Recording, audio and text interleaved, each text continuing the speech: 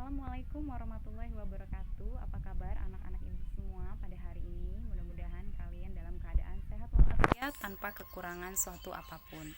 Nah, anak-anak ibu semua, hari ini adalah pembelajaran IPA kita ya. Pada pertemuan kita kali ini adalah pertemuan ketiga ya.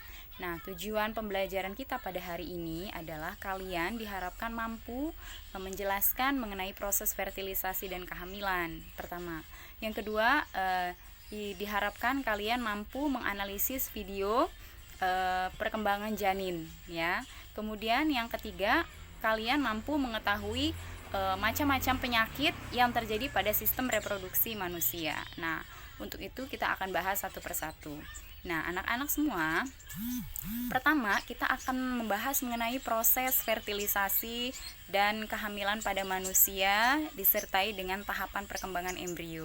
Nah, untuk itu, untuk lebih jelasnya, mari kita simak video berikut ini dengan baik ya. Jadi, apabila sel telur yang terdapat pada tuba Fallopi tidak dibuahi oleh sperma, lalu bagaimanakah apabila sel telur yang terdapat pada tuba Fallopi dibuahi oleh sperma? Tahukah kamu bagaimanakah fertilisasi dan kehamilan terjadi? Simak video ini sampai tuntas.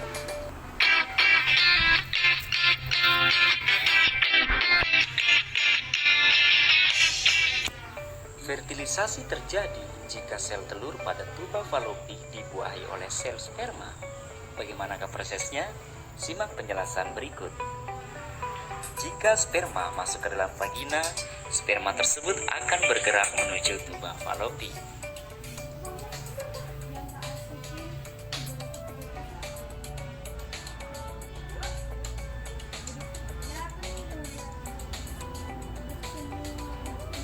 Di tuba Fallopi inilah sel telur diovulasikan dari ovarium.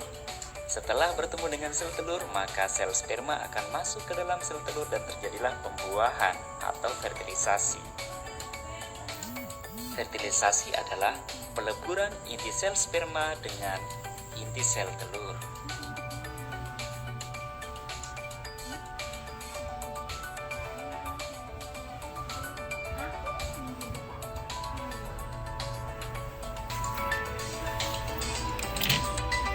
Peluburan kedua sel membentuk zigot. Zigot ini akan terus mengalami pembelahan. Zigot akan bergerak dan menempel pada dinding rahim.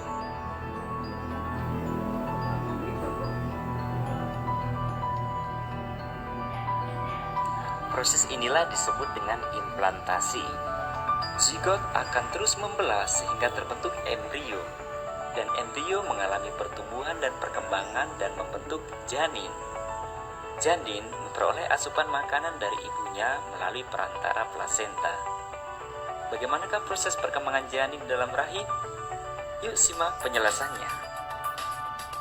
Sebelum lanjut, mungkin kamu perlu memahami terlebih dahulu siklus pembuahan sel telur. Ini adalah gambar siklus pembuahan sel telur oleh sperma. Ovulasi melepaskan oosit sekunder. Saat terjadi pembuahan, pada hari ke-1 terbentuklah zigot. Zigot adalah sel telur yang telah dibuahi dan hanya terdiri dari satu sel. Pada hari kedua, zigot membelah menjadi 2 sel. Pada hari ketiga terbentuk 4 sel. Pada hari keempat terbentuk 16 sel. Disinilah terbentuk morula. Morula adalah sekumpulan sel yang menyerupai anggur. Pada hari kelima terbentuk blastokista awal. Dan pada hari ke-6 dan ke-7 terbentuk blastokista tahap akhir. Pada hari ke-8 atau ke-9 terjadi implantasi, yaitu menempelnya blastokista pada dinding rahim. Tahukah kamu bagaimana perkembangan embrio selama dalam kandungan? Embrio berkembang dalam kandungan sehingga menjadi bayi yang siap lahir selama 9 bulan 10 hari atau sekitar 37 minggu. Perkembangan embrio dalam kandungan dapat dibagi menjadi beberapa periode. Pada materi ini, kamu akan mempelajari perkembangan embrio dalam 3 periode atau trimester, yaitu sekitar 3 bulan pada setiap periodenya. Trimester pertama 0 sampai dengan 12 atau 14 minggu. Perkembangan janin di trimester pertama ini dimulai dari otak. sumsum tulang belakang dan organ-organ vital lain termasuk jantung yang sudah mulai berdetak. Kaki dan lengan juga sudah mulai terbentuk pada minggu ke-8 usia kehamilan. Pada akhir trimester pertama, organ kelamin telah terbentuk meski belum sempurna. Idealnya, berat janin sekitar 28 gram dengan panjang 2,5 cm pada akhir trimester pertama. Trimester kedua. Selama trimester kehamilan ini, hampir seluruh organ janin sudah berkembang sempurna. Janin juga mulai dapat mendengar dan menyerap makanan yang masuk ke perut ibu melalui plasenta. Selain itu, sudah mulai tumbuh rambut-rambut halus di tubuh janin yang biasa disebut lanugo. Pada akhir trimester kedua, panjang janin mencapai 10 cm dengan berat lebih dari 1 kg. Trimester ketiga. Pada trimester ketiga, tepatnya minggu ke-32, tulang dan kerangka badan janin sudah terbentuk sempurna. Janin di dalam kandungan pun sudah bisa membuka dan menutup mata, serta merasakan cahaya dari luar perut ibu. Di akhir minggu ke-37, umumnya semua organ tubuh janin sudah berfungsi dengan baik secara mandiri. Berat akhir janin idealnya mencapai 3 kg atau lebih dan panjang janin mencapai 50 cm.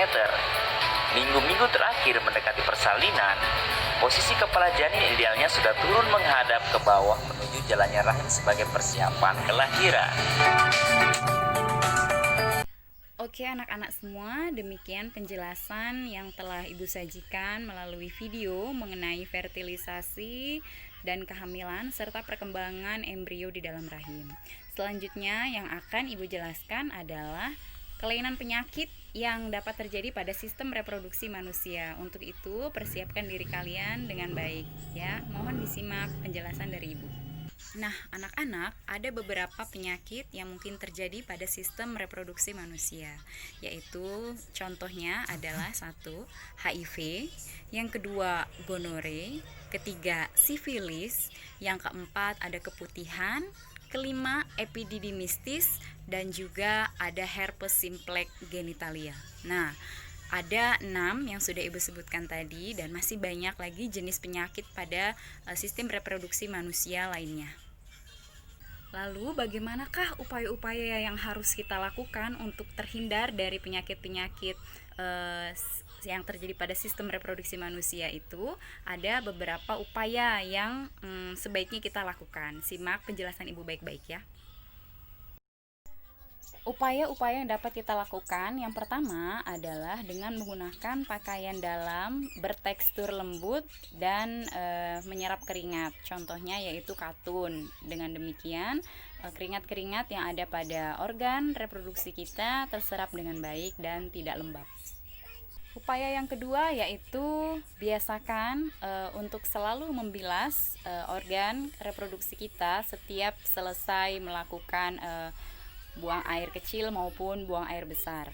Yang ketiga yaitu dengan mengganti pakaian dalam kita 2 kali dalam 1 hari. Upaya yang keempat yaitu dengan cara memotong rambut kemaluan kita ya supaya lebih pendek, karena jika terlampau panjang itu akan menjadi tempat bersarangnya kuman-kuman. Upaya selanjutnya yaitu untuk anak-anak ibu yang solehah yang sedang mengalami masa menstruasi, itu sebaiknya mengganti pembalut minimal ya 2 atau 3 jam sekali ya, atau sesering mungkin juga lebih baik. Hal ini bertujuan untuk menghindari kelembapan ya, sebab jika terlampau lembab itu akan menimbulkan infeksi ya. Upaya selanjutnya yaitu pada anak-anak ibu yang solehah juga itu biasakan tidak menggunakan pembersih pada kewanitaan ya. Pada kewanitaan itu akan menyebabkan perubahan pH alami sehingga akan membuat kuman-kuman itu mudah bersarang ya, sehingga menyebabkan keputihan, infeksi gitu. Jadi hindari untuk anak ibu yang solehah penggunaan pembersih kewanitaan ya. Kemudian upaya yang selanjutnya bisa dilakukan untuk anak-anak ibu semuanya adalah dengan rajin berolahraga dan mengkonsumsi makanan-makanan yang tinggi akan nutrisi. Selain baik untuk kesehatan, juga baik untuk mencegah terjadinya infeksi pada organ reproduksi kalian semua. Anak-anak ibu semuanya, selain upaya-upaya yang bisa kita lakukan untuk mencegah terjadinya infeksi atau penularan penyakit pada sistem reproduksi, kalian juga harus mengetahui faktor-faktor apa saja yang bisa memicu timbulnya penyakit pada sistem reproduksi ini. Simak penjelasan ibu baik-baik ya. Nah, anak-anak ibu semuanya, ternyata faktor yang bisa memicu timbulnya penyakit pada sistem reproduksi ini diantaranya adalah satu, penggunaan narkoba. Ya, hati-hati dalam penggunaan narkoba. Itu selain berbahaya juga bisa menimbulkan penyakit, ya kan? Kemudian yang kedua yaitu pergaulan bebas, ya, seks bebas, ya. Itu juga bisa menimbulkan penyakit pada sistem reproduksi kita atau manusia. Kemudian selanjutnya yang ketiga adalah faktor dari keturunan. Ini dimana terjadi apabila si ibu, orang tua itu mengalami penyakit yang diderita, kemudian dia tularkan pada saat proses kehamilannya. Nah, itu juga bisa menjadi faktor-faktor utama pemicu timbulnya penyakit pada sistem reproduksi manusia.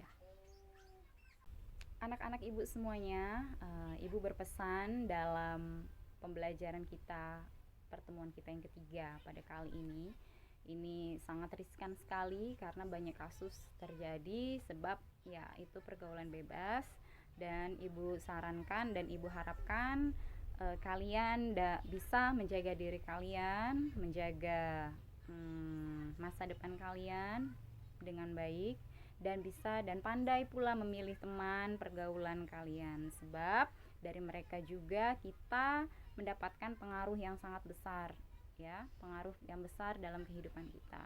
Kemudian bijak juga kalian dalam menggunakan fasilitas seperti internet, ya, internet dan juga hal-hal yang lainnya. Sebab jikalau tidak bijak dalam penggunaan internet dan media yang lainnya, maka besar kemungkinan kalian akan mudah terpengaruh oleh hal-hal negatif, ya.